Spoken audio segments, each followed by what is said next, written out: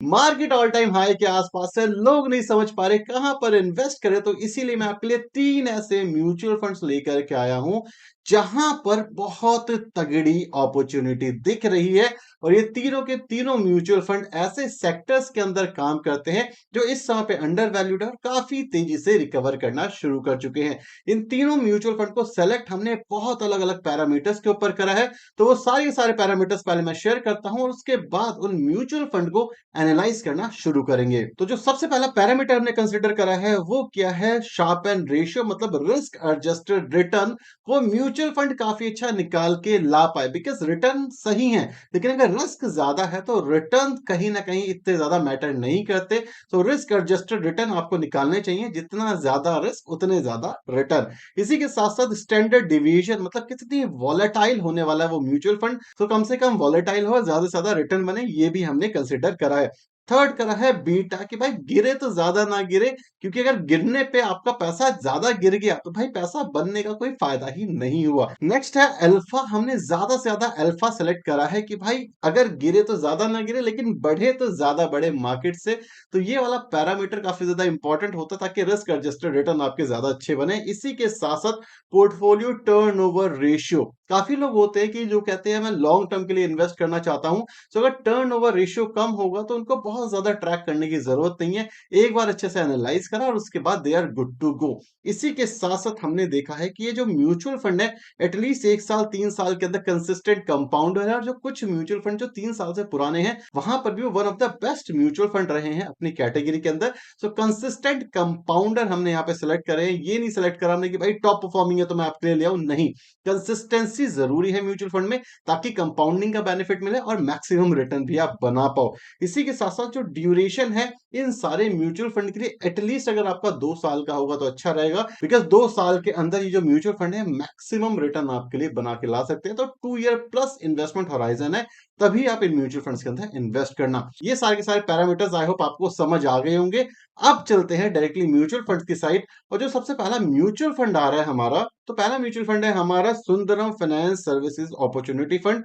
5 साल के अंदर करीब करीब 20% सीएजीआर से रिटर्न दी है, 3 साल के अंदर 20.90% की सीएजीआर से, और 1 साल के अंदर 35.29% के रिटर्न ऑलरेडी ये म्यूचुअल फंड दे चुका है। यहीं पे अगर हम इसकी कंपटीशन की बात करें तो कंपटीशन में इसके काफी सारे म्यूचुअल फंड है, मेनली आईसीआईसीआई, एसबीआई और Nippon India banking finance services आते हैं। लेकिन आप देख सकते हो 1 साल के अंदर, 3 साल के अंदर और लाइफ सीएजीआर के अंदर कंसिस्टेंट कंपाउंडर आपको देखने को मिल रहा है। ज्यादातर केसेस के अंदर ये नंबर 1 और नंबर 2 की पोजीशन ही होल्ड कर रहा है अपने कंपटीशन के साथ। वहीं पे स्कीम की बात करें तो यहां पर भी आप देख सकते हो कि भाई जो आपको पैसा देना पड़ेगा इसमें इन्वेस्ट करने के लिए वो बहुत ज्यादा नहीं है, 0.76 है, जो कि आप मान सकते हो लोअर साइड अगर हम कंपटीशन, मतलब अलग बाकी सारे म्यूचुअल फंड से कंपेयर करें एक्सपेंस रेशियो तो भी। अगर वहीं पे हम पोर्टफोलियो को देखें, क्योंकि भाई पोर्टफोलियो काफी ज्यादा इंपॉर्टेंट होता है, सो एसेट एलोकेशन हम सबसे पहले देख रहे हैं अगस्त 2024 के हिसाब से हमने यहाँ पे डेटा सेलेक्ट करा हुआ है। इसके अंदर इक्विटी में इस म्यूचुअल फंड ने 95% के आसपास इन्वेस्ट किया हुआ है, कैश करीब करीब 4% है, जो कि मेनली अपॉर्चुनिटी के लिए रख रहे हैं कि अगर अपॉर्चुनिटी आएगी तो इन्वेस्ट करेंगे, या फिर अगर किसी ने हैवी विड्रॉल करा तो भी इनके पास कैश होना चाहिए। वहीं पे अगर हम सेक्टर डिस्ट्रीब्यूशन भी देख लें तो एक सेक्टोरल फंड है, तो इसलिए प्राइवेट बैंक के अंदर इन्होंने सबसे ज्यादा पैसा डाला है, पब्लिक सेक्टर बैंक के अंदर भी है, स्पेशलाइज्ड फाइनेंस के अंदर भी है, इन कंज्यूमर फाइनेंस के अंदर भी इन्होंने काफी अच्छा खासा पोजीशन होल्ड करा है। तो इसके अंदर देख लेते हैं कौन कौन से स्टॉक्स आपको देखने को मिल रहे हैं, क्योंकि ये इंपॉर्टेंट है। सो अगर आप देखोगे करंट होल्डिंग के अंदर एचडीएफसी बैंक इस समय पर टॉप पे है, करीब करीब 13% के अंदर इन्होंने इन्वेस्ट किया है। एक्सिस बैंक भी है, आईसीआईसीआई बैंक भी है, स्टेट बैंक ऑफ इंडिया भी है, चोलामंडलम भी है, आईसीआईसीआई सिक्योरिटीज भी है।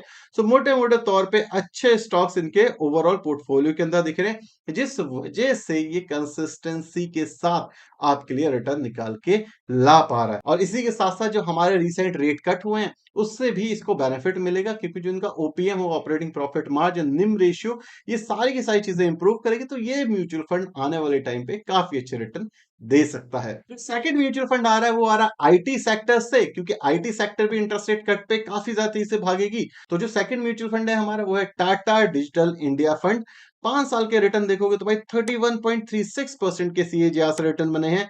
3 साल के अंदर थोड़ा-सा गिरावट आई थी बिकॉज़ आईटी के अंदर थोड़ी-सी गिरावट चल ही रही थी। तो 12% के आस-पास के सीएजीआर से रिटर्न दिए लास्ट 3 साल में। 1 साल के रिटर्न देखोगे तो 45.85% के रिटर्न, शानदार ताबड़तोड़ तरीके के रिटर्न आ रहे हैं। अगर हम कंपटीशन की भी बात कर लें तो इस फंड के मेनली 3 कंपटीशन है, ICICI prudential technology, Aditya Birla and SBI. अगर आप 1 साल के रिटर्न देखोगे तो टॉप नॉच रिटर्न, कोई आस-पास भी नहीं भटक रहा। 3 साल के रिटर्न तो भी कैटेगरी में बेस्ट परफॉर्मिंग म्यूचुअल फंड रहा है। लाइफ सीएजीआर के अंदर भी बेस्ट परफॉर्मिंग मतलब कंसिस्टेंट कंपाउंडर म्यूचुअल फंड रहा है। चाहे ये सेक्टर नीचे गया है, चाहे ये सेक्टर ऊपर गया है, टॉप परफॉर्मिंग म्यूचुअल फंड ये अपने सेक्टर के अंदर दिख रहा है। अगर हम एसेट एलोकेशन की भी बात कर लें तो एसेट एलोकेशन में 2000 अगस्त 2024 के हिसाब से 99% मतलब पूरा पैसा इन्होंने इन्वेस्ट करा हुआ है ऑलरेडी।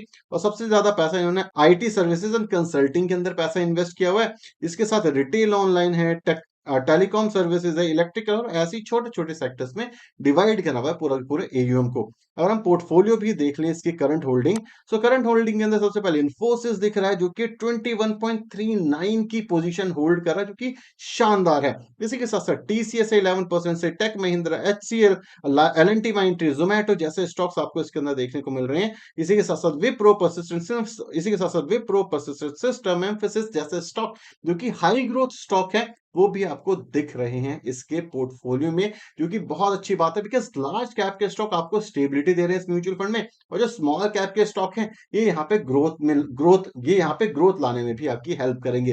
तो पोर्टफोलियो वाइज़ भी ये म्यूचुअल फंड काफ़ी ज़्यादा अच्छा है और रेट कट से इस इंडस्ट्री को भी बेनिफिट होने वाला है। तो किसी को आईटी के अंदर म्यूचुअल फंड चाहिए तो ज़रूर इसको भी आप कंसिडर कर सकते हो। थर्ड म्यूचुअल फंड आने वाला है ऐसे सेक्टर से कि भाई इंडिया ग्रो कर गया तो ये सेक्टर तो ग्रो करेगा और अंधा पैसा बनाएगा, जो कि है कंजम्पशन सेक्टर। क्योंकि 140 करोड़ की जनता है हम, तो हमें खाना-पीना कंज्यूम तो करना ही करना है। तो ये सेक्टर भी आने वाले टाइम से काफ़ी अच्छे तरीके से कंसिस्टेंट कंपाउंडर बन सकता है। और इस सेक्टर के अंदर जो मेन म्यूचुअल फंड हमने सेलेक्ट करा है, वो है एसबीआई कंजम्पशन अपॉर्चुनिटी फंड। अगर 5 साल का रिटर्न देखोगे 26.04% के सीएजीआर से रिटर्न बने हैं, 3 साल के अंदर 29.05% से और 1 साल के अंदर 47.71% से। और ये वो रिटर्न है जो कंसिस्टेंट है और इसी के साथ-साथ कंजम्पशन एक ग्रोइंग सेक्टर है, तो उस हिसाब से ये रिटर्न्स बहुत ज़्यादा अच्छे हैं। वहीं पे अगर हम कॉम्पिटिशन की बात करें तो आदित्य बिरला, मिराय एसेट और आईसीआईसीआई प्रूडेंशियल के भी काफ़ी सारे कंजम्पशन फंड्स आते हैं। तो 1 साल के अंदर इसने ऑलमोस्ट हर किसी को बीट करा है। मिराय एसेट ने इसको 1% से ज़्यादा बीट करा है। 3 साल के अंदर कंसिस्टेंसी दिख रही है और अपनी कैटेगरी में बेस्ट परफॉर्मिंग म्यूचुअल फंड रहा है। अगर हम 3 साल का डेटा देखें कंसिस्टेंट है रिटर्न के साथ तो। वहीं पे लाइव सीएजीआर की भी बात करोगे तो कंसिस्टेंसी इसके अंदर भी आपको दिख रही है। So one of the best mutual fund है। अगर आपको इसके अंदर इन्वेस्ट करना है तो एक्सपेंस रेशियो 0.89% के आसपास का है, जो ऑलमोस्ट आप कह सकते हो अपर साइड है अपनी कैटेगरी के अंदर। लेकिन जितने रिटर्न ये दे रहा है तो थोड़ा बहुत एक्सपेंस ज्यादा चार्ज कर रहा है, तो मुझे लगता है इतना कोई मेजर बड़ी बात नहीं है, 1% के तो अंदर ही है। अब बात करते हैं एसेट एलोकेशन की, क्योंकि वो भी मेन पॉइंट है। तो अगस्त 2024 के हिसाब से 96% पैसा इन्होंने इक्विटी में डाला हुआ है, 3.70% पैसा इनके पास कैश में है। अगर आप सेक्टर डिस्ट्रीब्यूशन की बात करोगे एफएमसीजी में, पैकेज फूड के अंदर, home electronics, textile, alcohol beverages, इन सारे के सारे सेगमेंट में इन्होंने अपना पैसा डाला हुआ है और ये सारे के सारे सेगमेंट इंडिया के अंदर ग्रो ही करने वाले हैं। यहाँ पे कोई भी आपको गिरावट देखने को नहीं मिल रही। वहीं पे अगर हम कुछ पोर्टफोलियो की बात करें और स्टॉक्स देखने की कोशिश करें तो करंट होल्डिंग के अंदर गणेशा लिमिटेड आपको देखने को मिल रहा है, भारतीय एयरटेल देखने को मिल रहा है, जुबलिएंट फूड जो कि पिज्जा बनाती है कंपनी इंडिया में, वो देखने को मिल रहा है, यूनाइटेड बेवरेजेस मतलब भाई आपको तो पता ही है, लगा करके बैठना ही होता है, तो वो स्टॉक दिख रहा है, आईटी से दिख रहा है, हिंदुस्तान यूनिलीवर दिख रहा है। तो ये कुछ ऐसे स्टॉक है जो कंसिस्टेंट कंपाउंडर हैं और यही एक ऐसा म्यूचुअल फंड है जो अगर आप चाहो तो 5 साल, 10 साल, 15 साल, 20 साल के लिए रख सकते हो, बिकॉज़ इंडिया की कंजम्पशन बढ़ेगी और ये कंसिस्टेंट कंपाउंडर म्यूचुअल फंड देखने को मिलने वाला है। तो ये 3 ऐसे म्यूचुअल फंड थे जो आने वाले टाइम पे नेक्स्ट 1 से 2 साल के अंदर मैक्सिमम रिटर्न बनाएँगे, बिकॉज़ ये जो सेक्टर है, ये काफ़ी ज़्यादा तेज़ी से ग्रो कर रहा है। अगर आपको वीडियो पसंद आई है, कुछ नया सीखने को मिला है, तो प्लीज़ इस चैनल को सब्सक्राइब और वीडियो को लाइक करना बिल्कुल मत भूलना। किसी और कैटेगरी के ऊपर आपको top best performing mutual fund चाहिए, तो आप प्लीज़ कमेंट सेक्शन में बता सकते हो, मैं उसके ऊपर भी ले आऊँगा। Thank you so much for watching this video. Tata, bye-bye, signing off. यहाँ पे जितने भी म्यूचुअल फंड के बारे में बात हुई है, ये सिर्फ़ और सिर्फ़ एजुकेशन पर्पज़ के लिए है।